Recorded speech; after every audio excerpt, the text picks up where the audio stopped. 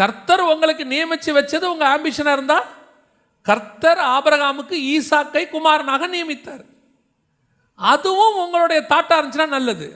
நீங்கள் தமஸ்கு ஊரானாகிய எலியேசரை கேட்டுக்கிட்டு இருந்தீங்கன்னா, அவன் நல்ல விசாரணை கர்த்தன், நல்லா பார்த்துக்கிறான் ஃபேமிலியை, கணக்கு வழக்கெல்லாம் நல்லா எழுதுகிறான், இவன் நம்ம பையனாக இருந்தால் நல்லா இருக்கும்.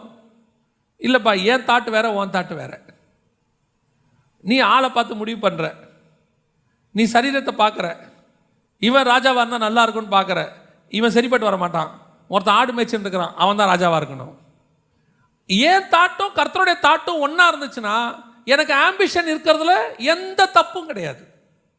அந்த ஃபியூச்சருக்கு நான் அதை பற்றி நான் யோசிக்கிறதுல ஒரு தப்பும் இல்லை. ஆனால் ஏன் தாட்டும் கர்த்தர் தாட்டும் எப்படி இருக்கு? ஆப்போசிட்டாக இருக்கு.